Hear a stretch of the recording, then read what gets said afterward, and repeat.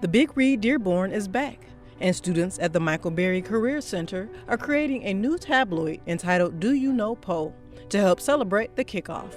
Each student chose one of Poe's many works, and they all had different ideas of how to bring their vision to life. I'm working on a Edgar Allan Poe project, and I chose A Dream Within a Dream. That's the one that stuck out most to me. And it's kind of just basically getting into the concept of like your inner self. So he explains how he feels that he's living a dream and that it just connects to himself inward. I had the poem Al-Araf from Edgar Allan Poe, and I just had to illustrate some sort of concept that the poem was portraying. I worked on, for the Big Read, Edgar Allan Poe, The Raven, and what I did was a comic book variation where everything that's being told will be shown.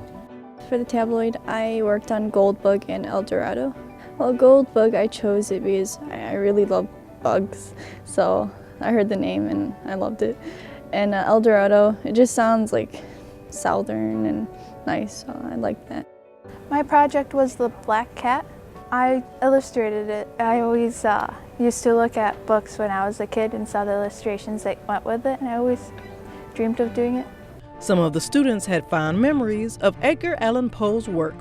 Well, pretty much everyone knows about The Raven, and when my fourth grade teacher started make us listening to it, it was scary, it was interesting to me as a young kid, and every time I hear about it, I want to learn more about Edgar Allan Poe. Working on the tabloid was a labor of love for the students.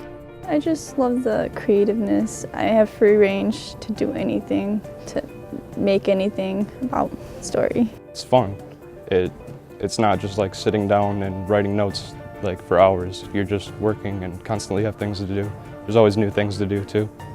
I think it was very fun. Edgar Allan Poe work is cool, so drawing stuff for that was really cool too.